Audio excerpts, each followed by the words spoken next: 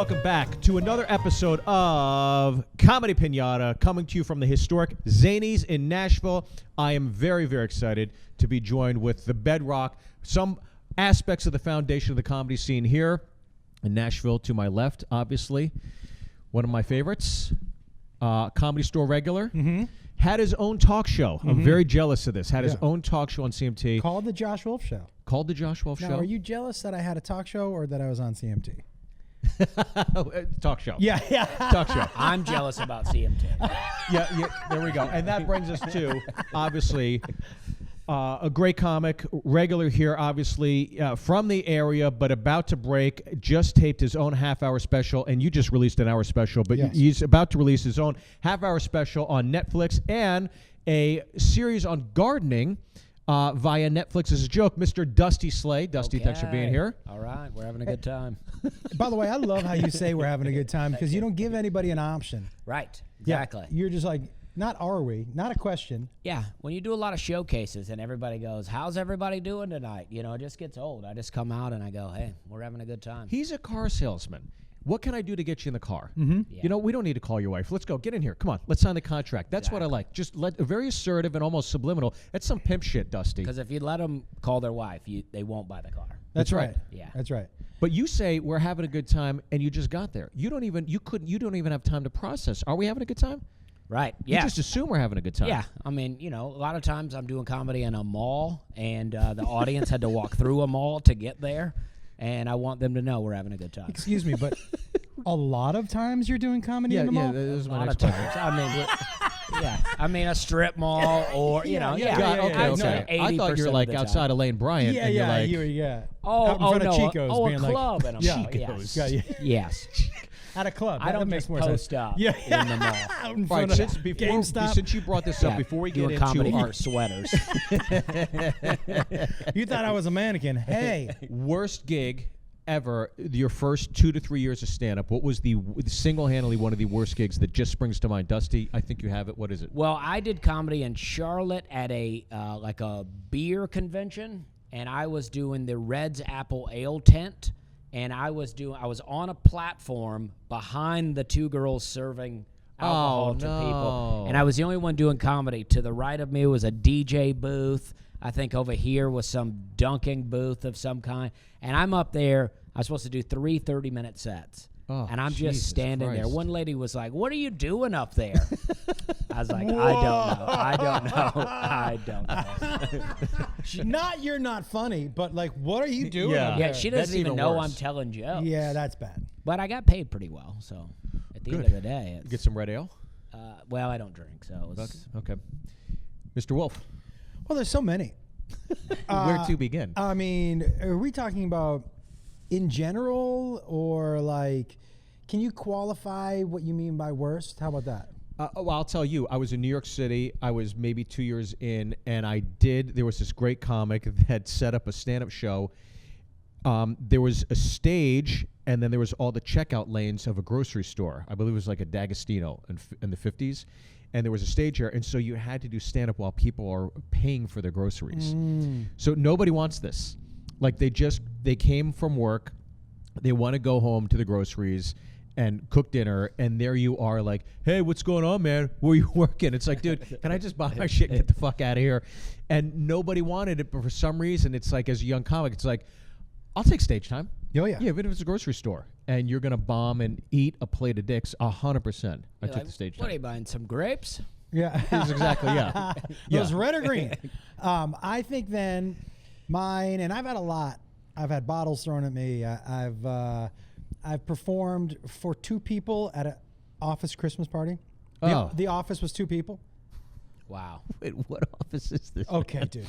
But I was going to say in the first couple of years, my worst one was I performed in between strippers at a night called Giggles and Jiggles.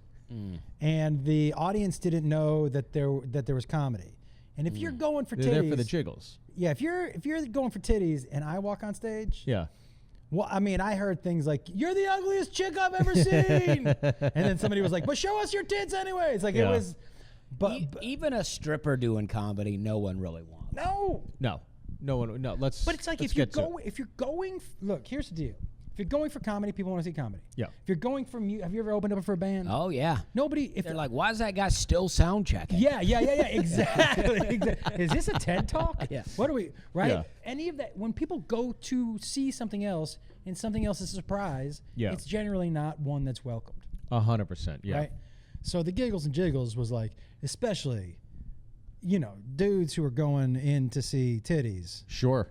are not psyched to see me. The Christmas party, I was at the Comedy Store and some woman said, "Hey, I love your set. Will you come perform at the Christmas party?" And I go, "Yeah." I go, "Where is it?" She goes, "Oh, I own an art gallery." And I said, "Cool." And so she gave me, and it was downtown LA. Yeah. And I show up at the gallery, and it's like this cool warehouse. Yeah. And her and the woman who was there at the comedy show at the store, they were both there, and we were eating some cheese. And Oh no. I go, "So when does the party start?" She goes, "What do you mean?" I go, when do I start performing? She goes, "Whenever you want." I go, "I'm ready now." She said, "Okay." And the two of them went and sat on the couch. And they just seen you. Wow. They just seen me. Oh no. Oh. The two of them sat on the couch and they said, "We really enjoyed you so much." Oh. And I was like, "Oh, this isn't for clients?" And she goes, "No, this is just us." And I was like, "Okay." Josh, you're never going to believe this. Kathy, come in. Kathy and Julie. All right, let's get to Yo, the it show was here. bananas. All right, here we go. So as you know, Hold on though. How did that go? Dusty, how do you think it went? I mean, how do you think it went, dude? sometimes they turn out where you're like, actually, they had a god of fun. But and two, I think you two's need tough, at but least. Two's tough. Two's do tough. you think they're If two's still tough- fans? Maybe, probably not after that night. Yeah. Two's tough, especially considering we were probably this close together. Oh, fuck. No How microphone. long did you have to do? Hour. No, what? Hour. Oh, Now shit. I brought a friend of mine, Gavin, and he did 15. You could have done it in your living room. He did. So I sat down. I said to him, I go, "Ladies, do you want me to just do the same set that I did?" And they were like, "Do whatever you want." I said, "How about this? How about I sit between you? We tell stories. How lonely are they? You ask me questions." Yeah. It was me, my buddy Gavin. Gavin and I still talk about it. He's like, he always asks me, "Do you remember that time?" I'm like, "You think I'm gonna fucking forget the time we performed for two people?" And Oh man. yeah. But they paid a couple grand. Wow. There you go. That's good. Yeah. Sometimes That's the people win. will- That's all you think about is those zeros. That's it. Sometimes people will see me before a show and they'll go, "Can we go ahead and get a picture?" And then after the show, I don't see them. Yeah. And it always makes me wonder, are they not a fan now? Did they delete the photo when they got home? They just cropped you out. Probably not gonna post this, right? Yeah. All right. So as you know, Comedy Pinata, we watch stand-up comedy clips. We rate the clips. Somebody is going to be crowned champion of the week. But as we all know, one of us will have a clip here. I've not seen any of these clips. David, young comic, and our producer here is over there. Oh, he removed the camera. You can't see him. But he has culminated these clips. So let's get to clip number one. I'll get initial thoughts out of the gates. Who do we have? It is, okay. A New York City staple, one of my favorites, out of the cellar, the underground. Do you guys have any thoughts? Do you know who that Greer is? Barnes? No idea. I have no idea who that is either. Greer Barnes is a comic that has been at the cellar for years. One of the stalwarts, a foundation piece. Just on top of that, one of the nicest human beings you'll ever meet. He's been in a ton of stuff for the love of the game with Kevin Costner. He's acted in a bunch of stuff. Handsome guy, charismatic. Since you don't know who he is, I'll just say he's one of the nicest dudes, and I will let you know, you two would get along famously. Okay. Before a show or after a show. So he smokes some weed. He smokes some. Yeah. Is an understatement. I will tell you this: just his name Greer tells me he smokes weed. The minute you watch him, you're gonna go, "Oh, he smokes a lot." Okay, so here we go. Greer Barnes, one of my favorites. I was in the park earlier today where I live at.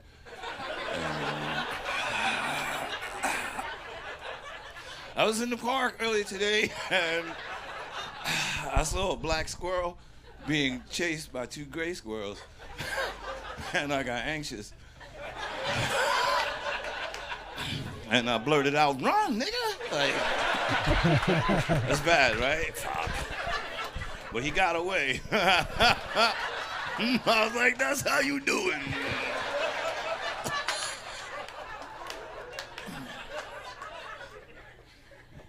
What's that? What don't I like? I'll tell you. I don't like walking up behind white women at night. Makes me really uncomfortable. So I cross the street.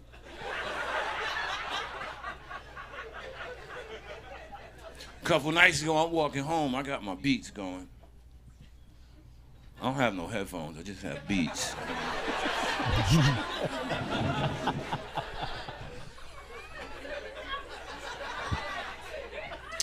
And I'm walking. Uh-oh, white woman. Think I'll cross the street.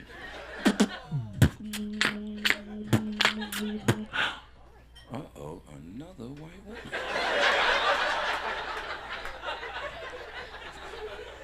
So now I'm walking in the middle of the street, which makes it look even more creepy. Almost like, which one of these?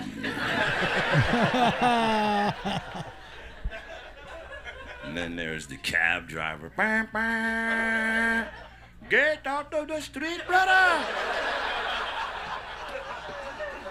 I'm like, Vishnu, there are white women all over the place. Holy shit, get in!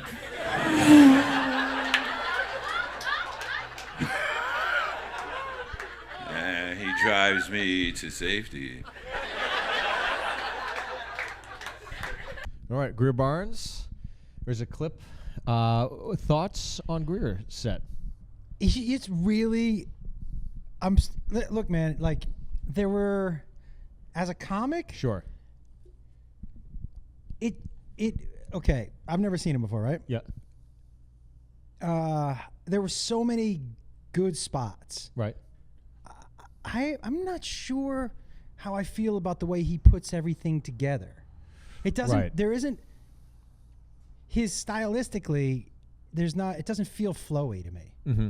It feels disjointed a little bit. Do you know what I mean? Like, I like a lot of the bits in there. Yeah. But it doesn't, like, stylistically, I like a flowy kind of, it just felt like there was a lot of unnecessary stops.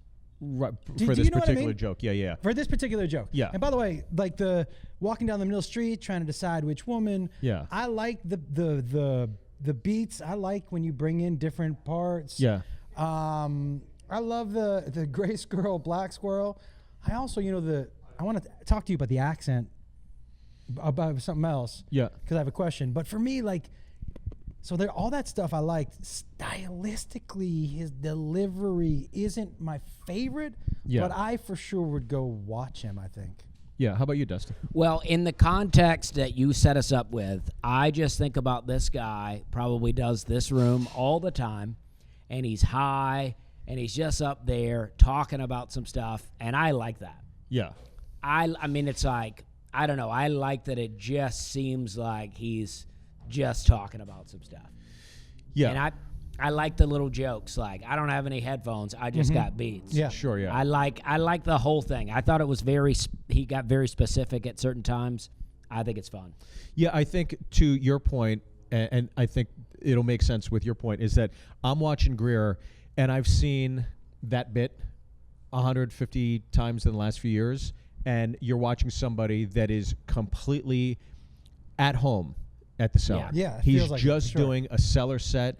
I don't even think that he gave a shit that he's taping it for this week at the Comedy Cellar. Right. I think he's just doing a set, So I think you're seeing somebody completely relaxed, somebody in sweatpants and a T-shirt that's For sure. just doing their thing and not really amping it up. And as a person that does jokes about looking homeless, I liked his homeless joke at the beginning. Yeah, I thought super likable and tons of good stuff like that. Just for me, it just was like, oh, we stopped again.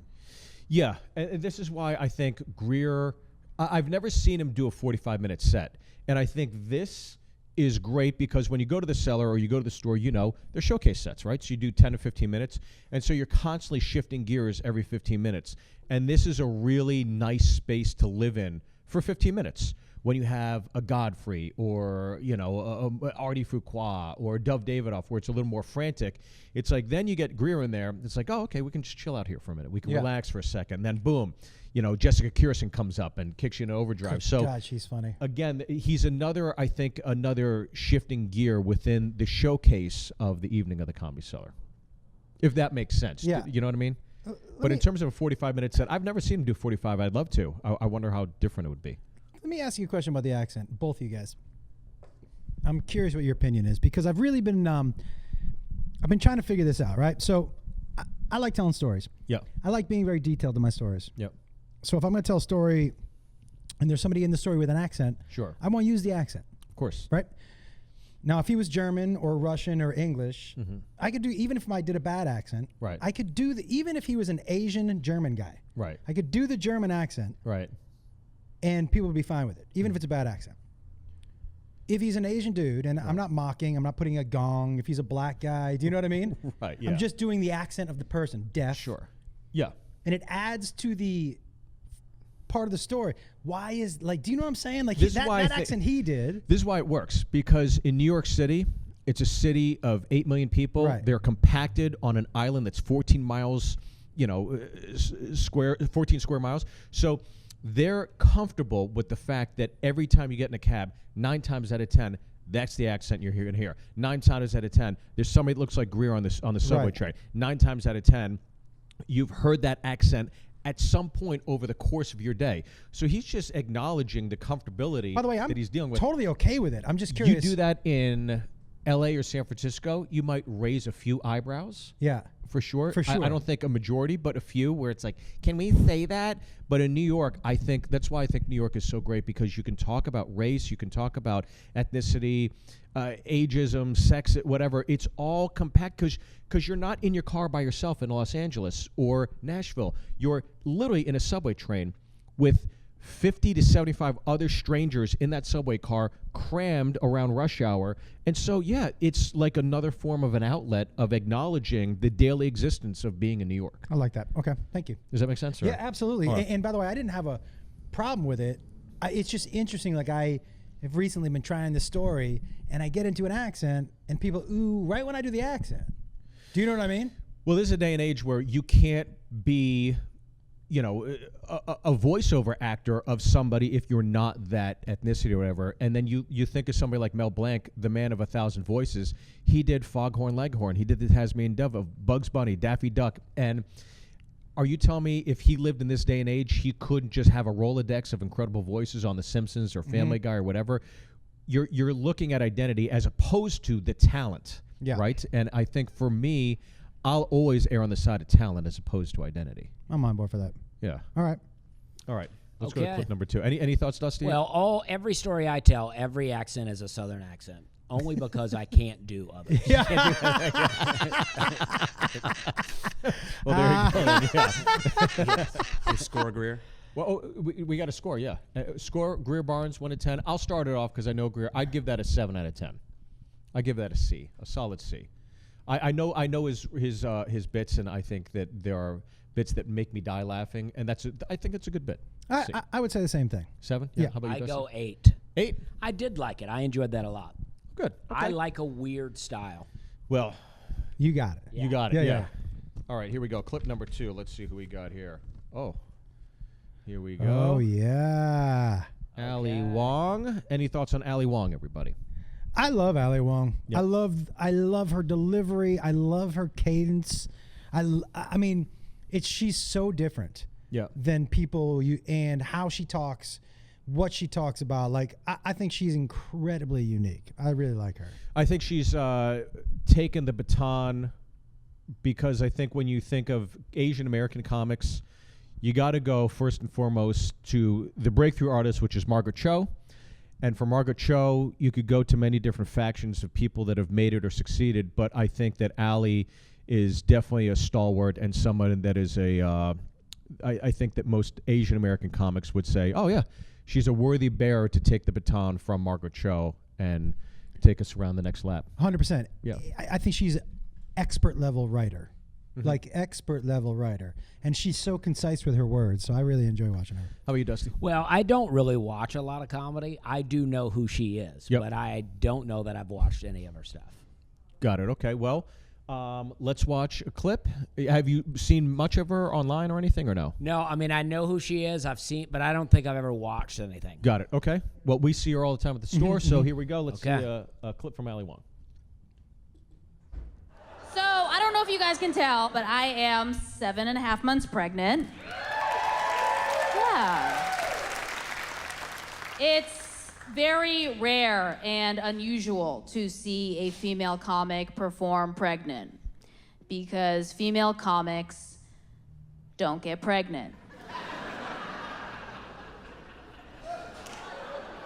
Just try to think of one. I dare you. There's none of them. Once they do get pregnant, they generally disappear. That's not the case with male comics. Once they have a baby, they'll get up on stage a week afterwards, and they'll be like, guys, I just had this fucking baby. That baby's a little piece of shit. It's so annoying and boring. And all these other shitty dads in the audience are like, that's hilarious. I identify. And their fame just swells because they become this relatable family funny man all of a sudden. Meanwhile, the mom is at home chapping her nipples, feeding the fucking baby, and wearing a frozen diaper because her pussy needs to heal from the baby's head, shredding it up. She's busy. Okay. Here we go. Ali Wong. Interesting choice for clip for her. I mean, I would looking. If you're gonna rate this up against other Ali Wong jokes, Agreed. Yeah. it's like We're rating the bit, not the comic. right. The comic, I would say, for sure, an incredible comic. The bit itself, The bit itself is the setup for the special. So it's hard to rate this as a bit because this is the setup for everything we're about to hear. yeah, exactly. Yeah, she's you know stating the thesis, and the rest of the special is proof of the thesis. Right, So she gave us the thesis and not even her she would tell you that's not her funniest joke on the special. You know what I mean? What I think is funny is that I think a lot of people in that theater didn't even know I agree. what this special was going to be. 100%. And I think that you're hearing this thing, and it just like the minute I see that clip roll, I'm like, oh, these fuckers. Those people are the ones. As soon as this goes out, go. I was fucking there. I saw it. It was like, oh, you lucky sons of right. bitches. This is pre her exploding. This Yes. is the special that did it. So I agree with you. A bunch of those seats could have been, fillers. Exactly. Right. Yeah. And now they all know. Yeah. And by the way, 2,000 people were there that night, but 20,000 people will tell you they were there that night. That's right. Yeah. But yeah, for me, like, so you have never seen her before. No, but I'm into that bit because I am a comic that just had a baby, and my wife And was, now your fame's going to swell. Yeah, and my wife was also a comic, and she just had the baby. And I know all of what my wife went through, and I don't want to be the comic who goes on stage and talks a bunch of trash about their baby. Sure. My baby's great, but I get what she's talking about. Yeah. So I'm like, now I am like tuned in. I'm like, let's hear this. I know a lot of comics that talk about their babies being pieces of shit. And I never want to do that because I'm like, how am my baby's going to grow up one day, go watch the video and go, oh, Dad, you thought I was a piece of shit when I was a kid? Well, that By the was way, I always think my issue with Louis C.K. By the way, I just think, I mean, you're assuming your kid's going to see your bits. Right. Your kid's not going to think you're funny, just so you know. That is true. That is true. They're not. Okay, that's fair. That's fair. But my issue with Louis was when he called his daughter a cunt in a special, and I was just like, that girl's gonna go to junior high school or high school, and they're gonna pull out an iPad, and they're gonna be at lunch, and just go, oh, your dad called you a cunt on HBO. Yeah. Like, And what, do you think he was jerking off while he did it?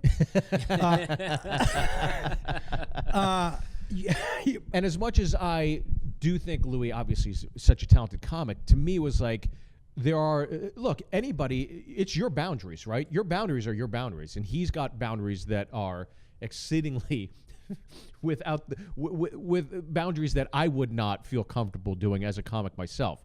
But he's done very well for himself. Me personally, I just like when I saw that, it's like, oh, okay. There are comics every now and then that remind you how far you can go. and those are like the litmus tests, and I see that and go, yeah, I'm not that. I'm in a bit from that. As someone who has told a lot of jokes about their kids, Yeah. you know, my You do a youngest son, podcast with your kid. yeah, and my youngest son Jacob told me, I think this was last year, 2 years ago, he asked me for some money, and I was like, hey man, you know, I gave him the whole speech on why he needs to make his own money, and when he goes, well, all your jokes are about me. I'm the indirect breadwinner of this family anyways. All right. That is a And good I was like, pull, buddy. here's some money. That is a good pull.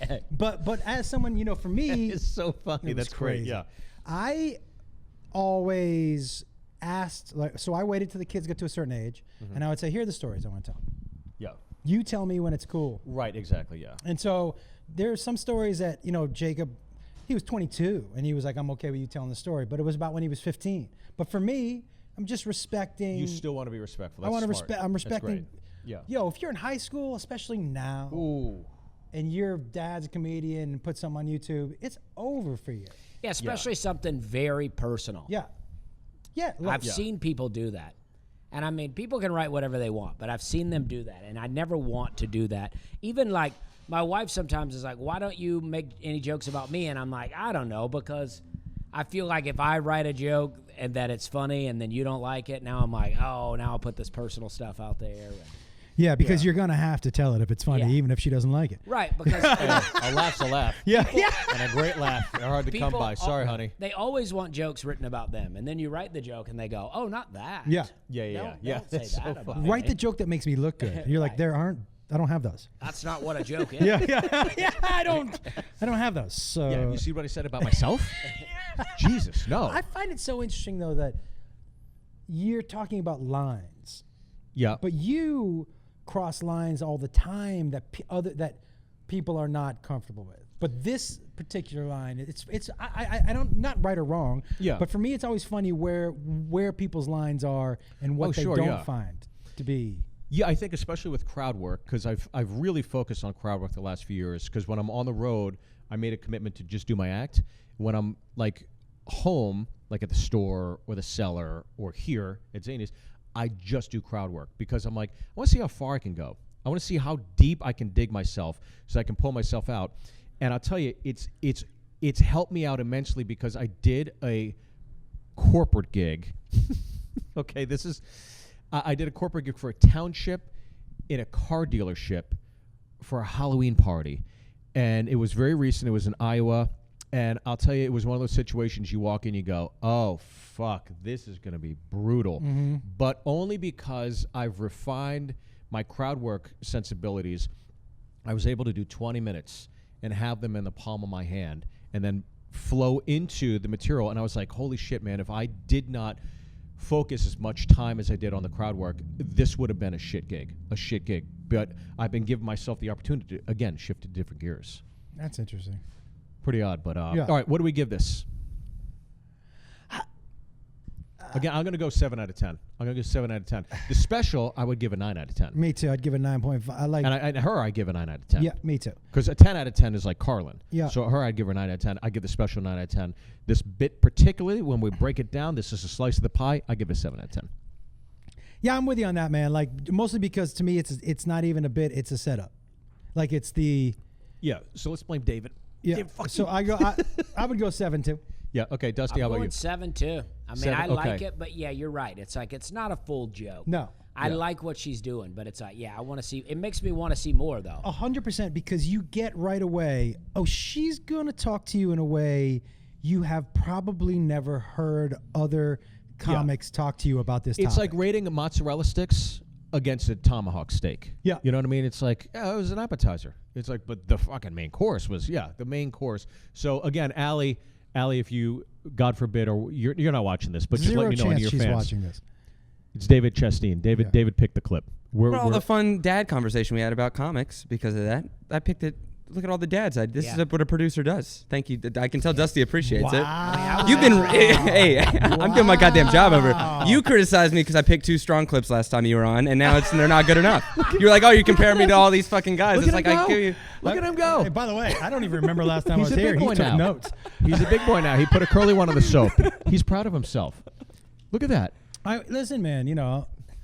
You guys are shitting on him. He did a great job. He did the best he could, okay? Great job. Go great easy job. on David. Fuck, guys. You're right. Shit. Great job. All right, great let's job. go to clip number 3. Threw your drink lid at me. You're like, you guys need to be easy on this. All right, here we go.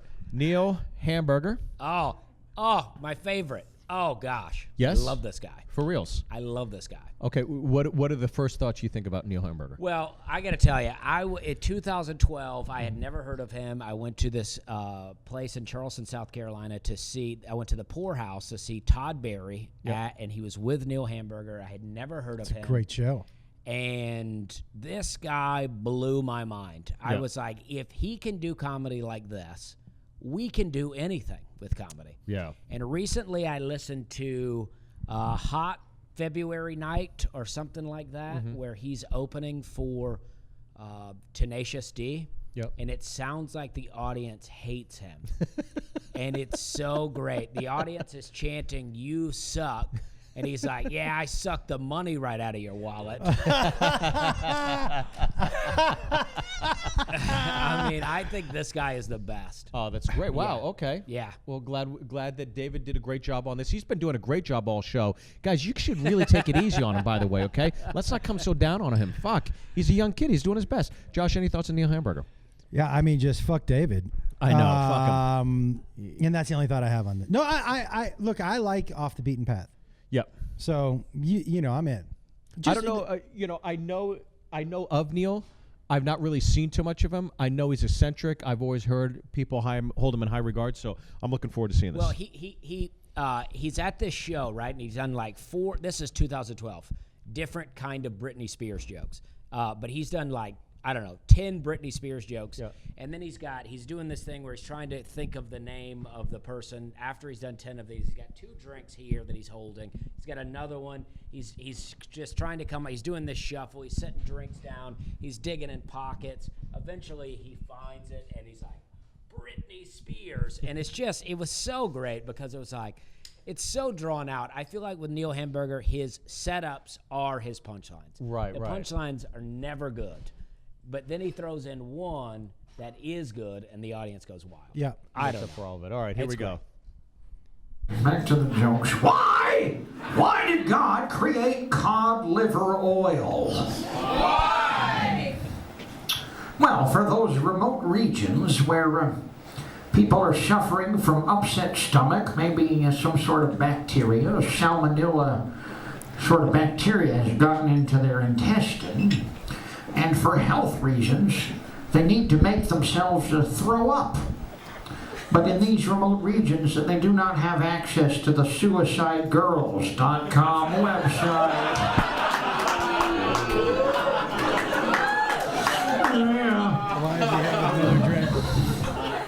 Oh boy. Why did God create Domino's Pizza? Well, to punish humanity for their complacency in letting the Holocaust happen.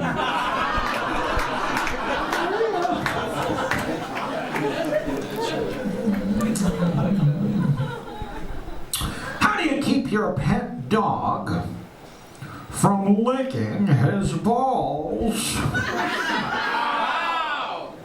You coat them in Domino's pizza sauce. Yeah. Barthas. Okay. All right. That is fucking great. Okay. Oh, my Obviously, Lord. you're such a huge fan. What are your thoughts? 10 out of 10. It's yeah.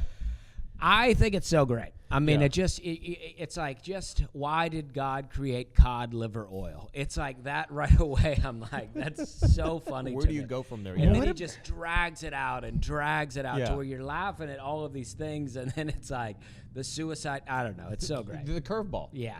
The complete curveball. But yeah. like Yeah. the details in the presentation. So he's got 2 drinks. Yeah. One, there's nothing in, and one, there is something in. Right. He holds the one with nothing in his hand. And the thing that has something in it, he has cradled against Yeah, his he chest. usually has 2 like But this. not only that, the one that he does drink out of has a straw, but he doesn't use it. So it pushes up against his face. So he's got 2 cups The one with nothing in it, he's holding in his hand. The Yeah. one that does have, like, these are all intentional. Of course, yeah. Little, like, I love that attention to weird detail, like crazy. Everything about him is accentuating the eccentricity of him himself, which is great. And then everything he said, you know what? I don't know if I'm off the beaten path here or if I'm correct here. You could back me up if I am. This reminds me of like the affection people have for Brody Stevens. Yes. When you're a comic, you sit in the back of the room and you just go, he's just going to let it rip. Let's just sit back and enjoy the show because he's going to do things that none of us would ever contemplate or think about. And he reminds me in some way of like not even the left lane or the right lane. It's like the U-turn that Brody Stevens would do to a room.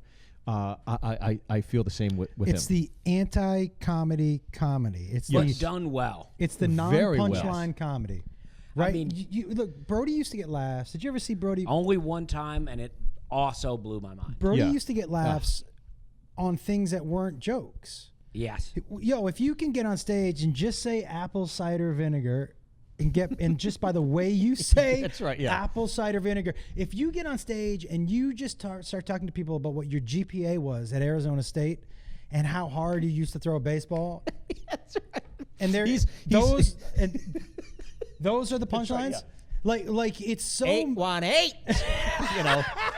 Steve Byrne, Pittsburgh, Pennsylvania. The fact that he could get on stage and you would tell him where you went to high school and he would tell you what your mascot was.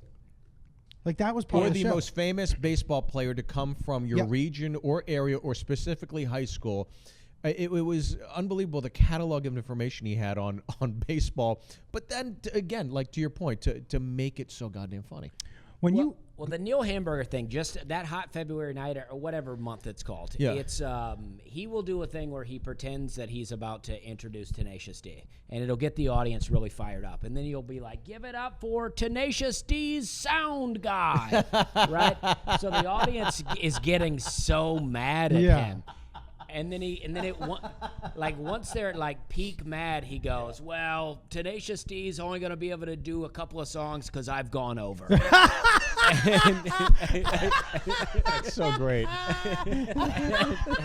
And it's so great, but that's hilarious. But Brody He's pushing Stevens buttons. is such a good comparison, even though they're so different. Completely it's different. It's the same. But yes. They're in the same area of the grocery store. Yeah. The type of person that, and I'm just watching him, and I haven't really watched much of him, but like the type of person where you could see they either bomb harder than anybody has ever bombed. Oh, yeah. Or they can crush in a way that none of us have ever crushed. That is totally how you describe him and Brody. That is totally how you describe them. These two comics are either going to kill or they're going to fucking eat it. And by the way, eat it hard. As But a comic, same sense which of one commitment. would you rather see? I'd rather see the bombing. Me too. I'd rather see the bombing because they're still going to have fun because they know exactly what they're doing, and you're going to hear some of the best bomb joke lines you'll ever hear in your life. And they also know that bombing is part of their success. Part of it, exactly. It's part of who they are. Yeah. That is a great one. Okay, what do you give this? I'm 10 out of 10. I mean, it's the best. I mean, immediately he said, "Why did God create cod liver oil?" I started laughing. I laughed the whole time. You did laugh the entire time. You did, yeah. It doesn't get better than that for me. Yeah, look, man, I have an affinity for weird. Yeah. But I also I like it when weird pays off. Yes. And this pays off to me.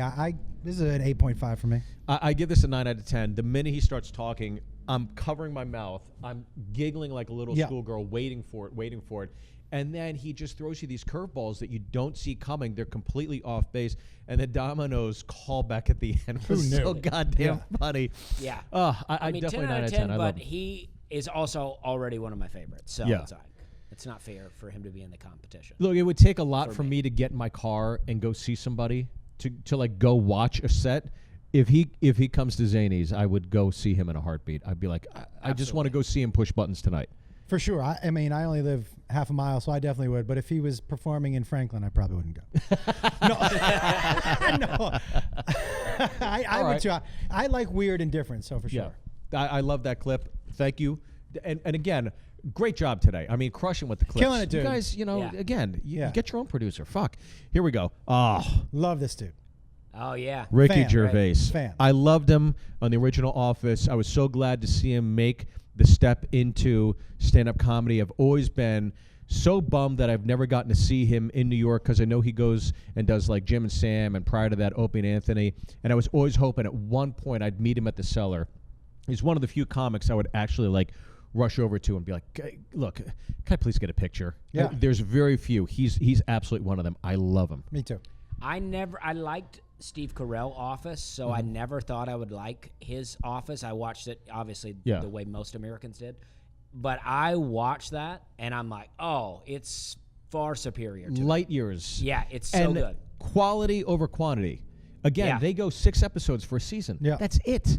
And so I mean, the episode where he's where he's playing guitar, go get the guitar and the corporate thing, and then he's got a jealousy thing going, and he's a boss too. It's so goddamn funny. But I think most people these days know him from Golden Globes, and I believe that's probably what we're going to be seeing here. These are fucking like a fine wine coming up from the basement. By the way, they've only aged even better. His stand-up is also Really dynamite. great. Dynamite. Really great. Yeah. Considering he never really did it. I know, that's the fucking That's craziest what's awful. thing. Yeah. You like, I put all these years in, and you just waltz in, and you fucking do it, and you're killing it. Yeah. Great, love him. All right, let's watch Ricky Gervais. You'll be pleased to know this is the last time I'm hosting these awards, so I don't care anymore. I'm joking. I never did. NBC clearly don't care either. 5th time. So, I mean, Kevin Hart was fired from the Oscars because of some offensive tweets. Hello? Lucky for me, the Hollywood Foreign Press can barely speak English, and they've no idea what Twitter is. So I got offered this gig by fax. So let's go out with a bang. Let's have a laugh at your expense, shall we? Remember, they're just jokes. We're all going to die soon, and there's no sequel. So, yeah, remember that. But you all look lovely, all dolled up. You came here in your limos. I came here in a limo tonight, and the license plate was made by Felicity Huffman. So, no. Shush. I mean, it's her daughter I feel sorry for, okay? That must be the most embarrassing thing that's ever happened to her. And her dad was in Wild Hogs. So, lots of big celebrities here tonight. I mean, legends, icons, yeah? Look, at this table alone, Al Pacino, Robert De Niro. But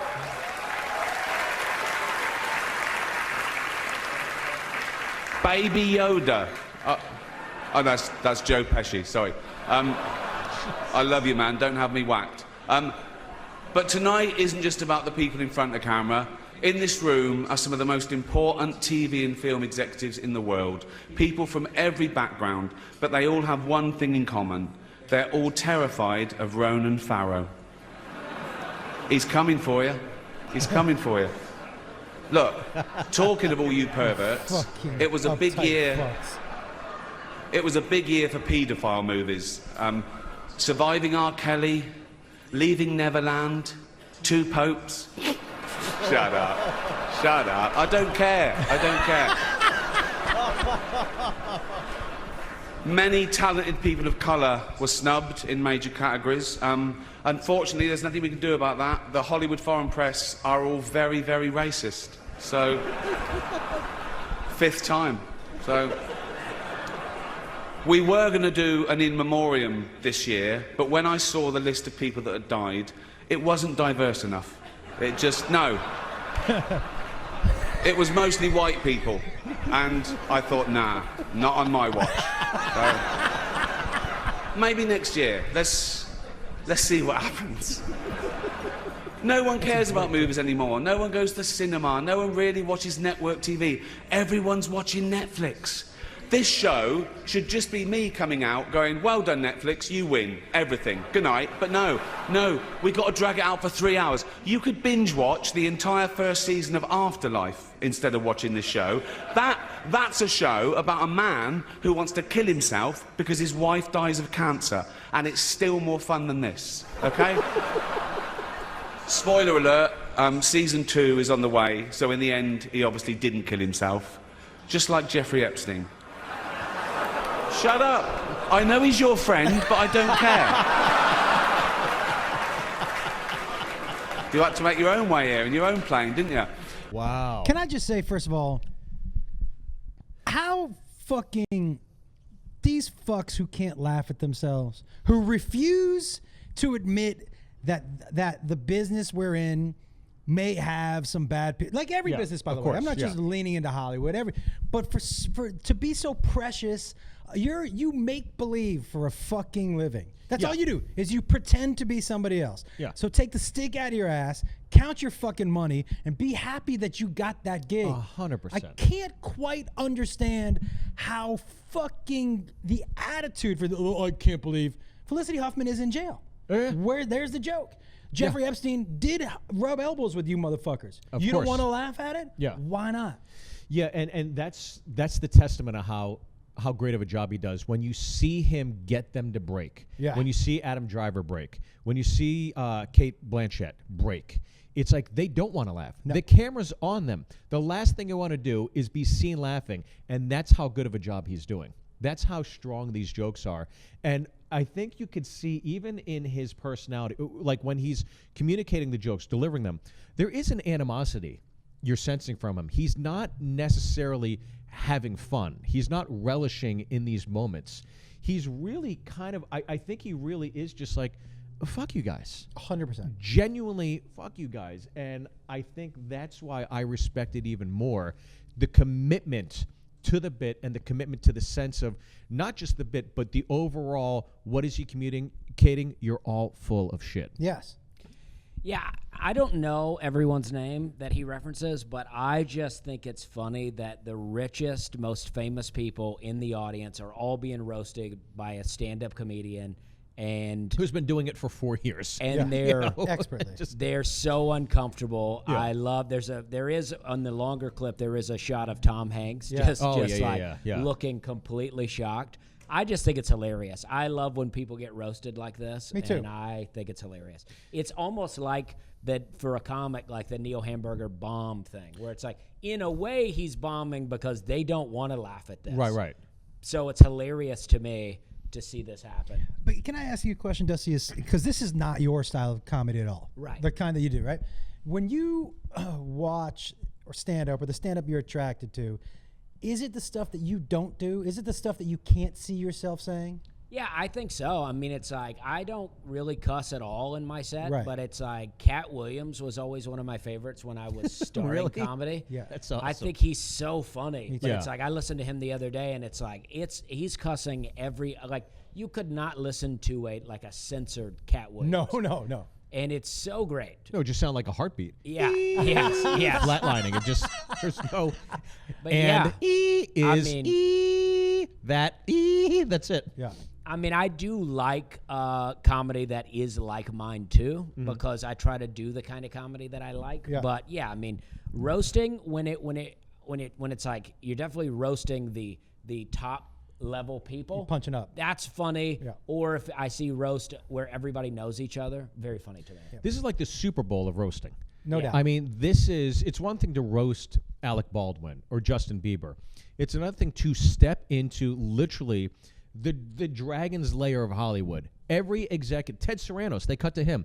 The head of Netflix. I mean, you have everybody in the industry there waiting to not work you ever again. And not only does he step into the belly of the beast, yeah. but he does push all of the buttons. All of them. Everybody. He could step in there and do this. He went 10 to 10. He put the gas. Yeah. Pedals. He could have done it and just kind of touched the gas, and people would have been like, "Oh, he's so brave for making." He goes in out of the gates. Because the line, he does the Jeffrey Epstein line, And then he goes, you had to find your own way here. I mean, that's where you're like, you're really Yeah. like, Yeah. and like you're not making just that joke. Yeah. Now you're Yeah. making it personal. I'm with you. I love this dude. And this is what I think about talking to a few friends that have been in these, that have things nominated or whatever. We all look at these as prestige events. They're all miserable because there's 10 winners, there's 150 losers. And so those parties are not fun. They're getting bombed, they're getting hammered, they're bitching about shit. This is just the cherry on top of a shit evening for all these people that got super dressed up, that took pictures, they're going to talk to their publicists the next day. I cannot appreciate this more. I give this 10 out of 10. Yeah, I mean, because I'm not considering this straight stand-up, but for what it is, roast, I'm with you. Yeah. If you consider location, who's in the audience, and what he's saying, the balls with which, and expert level, these are great jokes. Incredible jokes. These are great jokes. So for Yeah. me, I'm with you. For what this is, a 10. How about you, Dusty? I agree. I mean, I've actually watched this several times. Me too. Even though I don't even know who a couple of the names are, I don't know who Felicity Huffman is, but the idea that she's in jail and she made the license plate makes me laugh. Yeah. And they knew who she was. Yeah. Yeah. And that makes me laugh. And she's married to, what's his name from Shameless? I mean, yeah, William yeah. H. Macy. Yeah. Because I've seen Wild Hogs. Yeah. The Wild I actually Hogs thought line Wild was Hogs so goddamn funny. But I'm also Yeah. okay with the idea. I get it. It's a stupid movie. Listen, Right. man, you know that just the title Wild Hogs came across John Travolta. He was like, I'm in. yeah. What's it about? I don't care. Wild I mean, Hogs, I'm the on. best part of that was the Goodfellas guy, and I can't even think of his Joe name. Pesci? Joe Pesci. No, the bad guy of Wild Hogs. I never saw it, He's believe the it or not. Goodfellas. He's the maybe it's not Goodfellas. Ray Liotta? It's Ray Liotta. Yes. Oh, it was Goodfellas. Yeah. Yeah. Ray Liotta's the best part of that movie. He's That great in everything he doesn't does. say a lot for the movie. Yes. Yeah. Yeah. When you're like Ray Liotta's the best part of this movie, was it Goodfellas? No, then that's not a good movie. right. As you know, we have our panel clip. Okay. So It's here gotta we be- go. it's gotta This be is where Dusty. The rubber meets the road. Oh, Yeah. you called it, buddy. Dusty Slay. Let's Dusty watch a Dusty Slay. Slay Can I bit. just say right off the Yep. top about this comic? Oh yeah. I'd love to hear your thoughts. I want to tell you for real. One of the reasons when I was coming here, I was very excited to see more of your stand-up. I had seen a little bit, and again, I like people who are not like anybody else. Yeah, And there's nobody like Dusty. I can attest to that. Yeah. That is very true. There's Yes. nobody like and that is you. a compliment. That is not a dig. 100% Yeah. compliment. Well, thank you. Just in the combination of your who am I, but you're stylistically how you deliver things, like And not what I thought. not When I saw the headshots, I was like, agreed. oh, okay. And then I had a conclusion that I put in my head, and then I saw it. I was Yep. like, oh, completely not what I thought. Yeah. And even more respectful of obviously an eccentric voice. I think honestly, and people have told you this a gazillion times, probably since you booked it, but this Netflix thing, Netflix was made for dudes like you. Yeah. Who we live in a time and age where you need that thing to showcase yourself, and Right. when people are gonna love you, dude, like love you. Well, I'm pumped about it, and I appreciate it. And it's very nice. I wore my nicest shirt here today. Yeah. When people ask me about your gardening, I say he's a great comic. Yeah. Okay, yes. Okay? So Well, let's watch that's, a little Dusty Slay here. Okay, perfect. My power went out recently. Thank you. And my wife got home and it was storming real bad, and she called me and she was like, the power's out. I was like, well, I bet it's that storm. Knocked out that power. And then I got home like 3 hours later. Storm's gone, power's still out. I was like, dang, hell of a storm. Yeah. Turns out, power went out because I didn't pay the bill. Storm, just a coincidence. It's like the power company was playing games. They were like, wait till the lightning strikes, cut the power. They won't know what hit them. We didn't know. We live in an apartment complex. We're out there walking around, looking in people's windows, trying to see if their lights are on. Nobody had their lights on. I was like, dang, hell of a storm, right? My wife wanted me to go ask one of the neighbors, see if their power was out. But we don't know any of our neighbors, so I didn't. But I imagine it will be something like this, right? You go knock on the door. You're like, hey, man, is your power out? Because my power's out. Oh, your power's on. Okay, well, my power's out. So I guess they're cutting out power around here. I don't know. Me today, you tomorrow, I guess. I'm just letting you know. Now I go to this guy with all my problems, you know. I'm like, hey, man, did your car get towed? My car got towed. Oh, your car's still out there. Okay. Well, they're towing cars, so stay vigilant. You know what I mean? Keep a blind cracked. You know what I mean? Like, hey, man, did your wife leave? My wife left. Oh, your wife's still there. Okay. Well, they're leaving, so I'll lock her up. Hey, man, you been crying a lot? Yeah, I've been crying a lot. My wife's gone. My car got towed. Power's out. Hell of a storm. That's great. That's fucking great. Dude, bring it all back together again. That's awesome. Here's why I love that. By the way, can I ask you a couple questions about your delivery and your style? Yes. Have you always been calm on stage? And if so, because I know when I started, I was really high energy, and that was kind of my way that even if I, as an early open micer, even if the jokes weren't that well, I could trick you into thinking things were funnier than they were by the noise, by the performance, right? And I always watched dudes like you who were just... And I was like, these early stages must be so much harder because they're not doing the dance moves. They're not doing the easy thing to get people to laugh. Were you ever a guy who was like, man, if I just did a little dance here and there, you know what I mean? Well, believe it or not, I actually used to be much slower. Slower? I really liked Mitch Hedberg when I started doing comedy. Mm-hmm. I liked Ron White when I started doing comedy, and I liked the kind of thing that they did. And I really got into the weirdness of things. Sometimes I would go up to the mic and I would just stand there for a second and not say anything and kind of breathe into it. Sure. And then do a joke. And eventually, you have to pick up the pace some because you start headlining and everybody's But faster. you're finding your voice. Yes. But yeah, I mean, I used to just, I was so nervous about comedy that I was totally reliant on my jokes. I was like, I got no other tricks. Yeah. I'm going to write these jokes and I'm going to go do them. If they don't work, then I bomb. Right. Got it.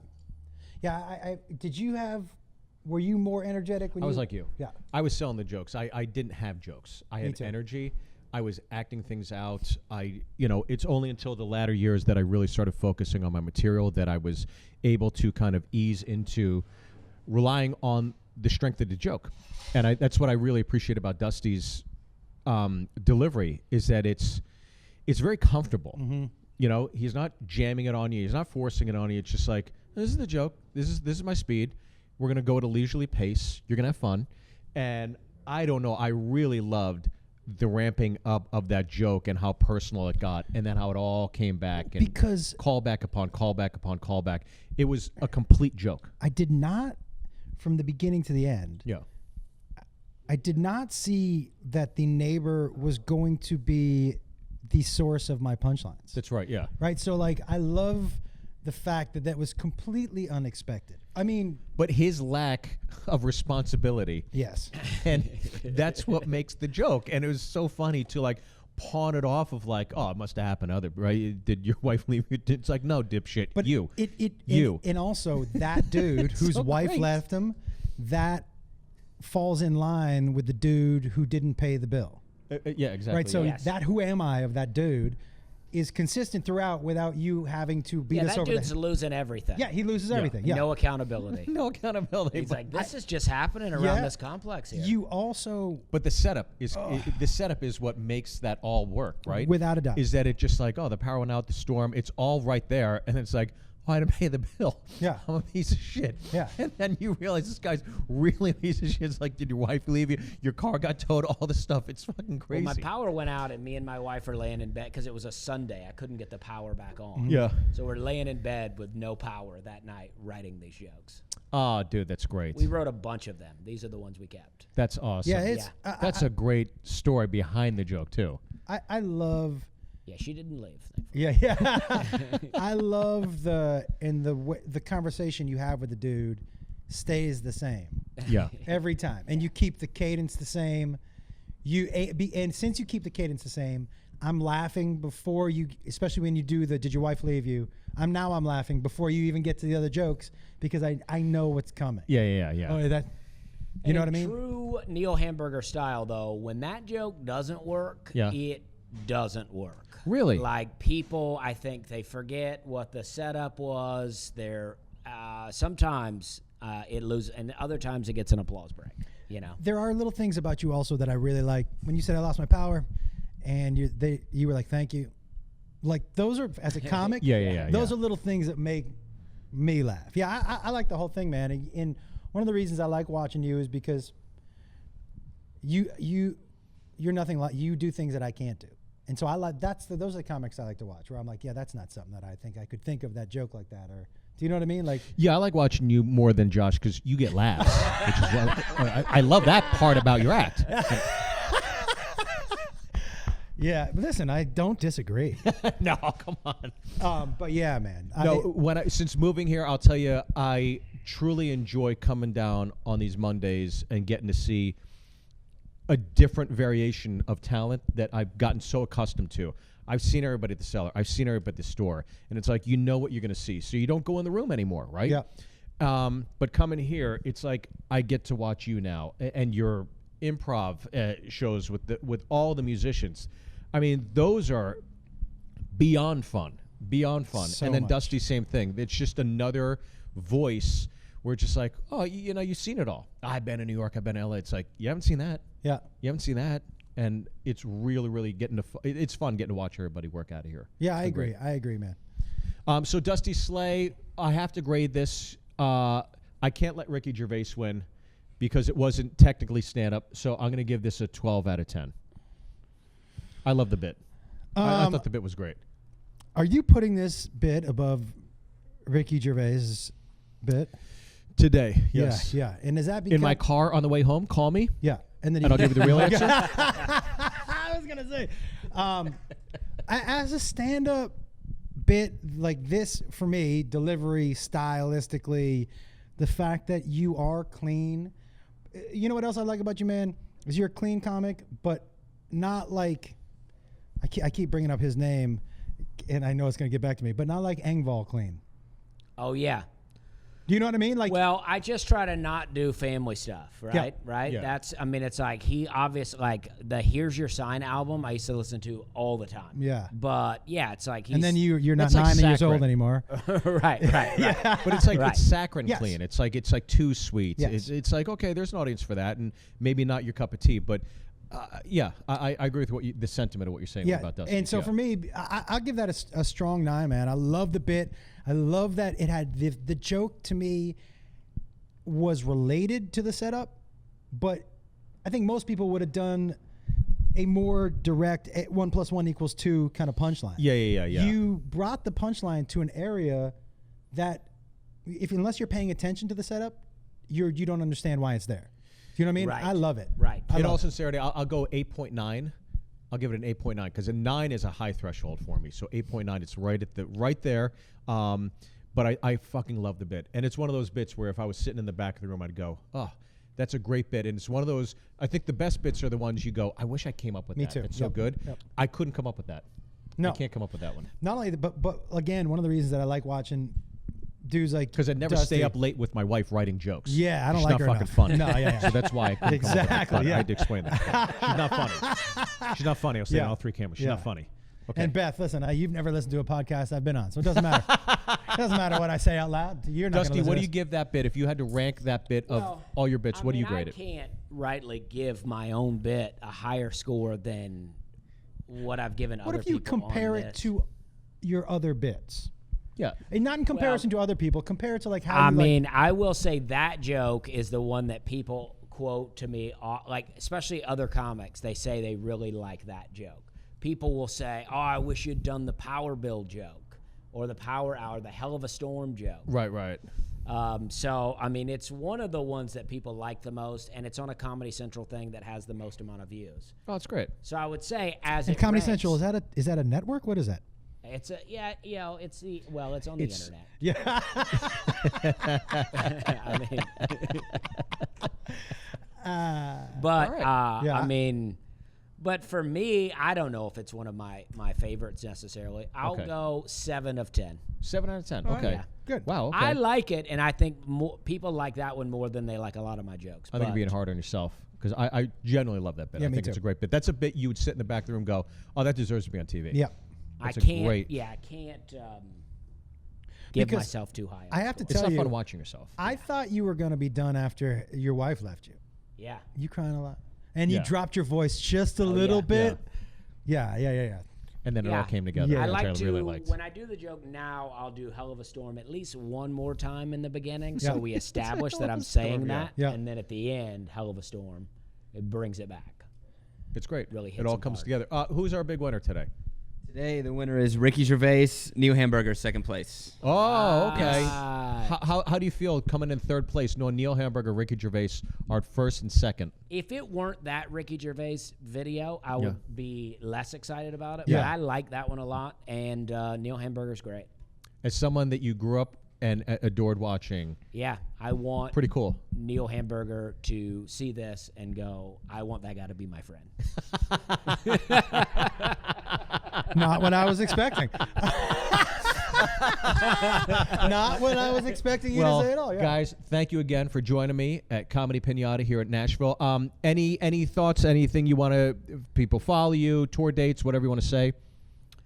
Go ahead, all man. of my stuff is Dusty at Dusty Slay or DustySlay.com. So I'm everywhere on all the popular social. And when's the medias. Netflix drop?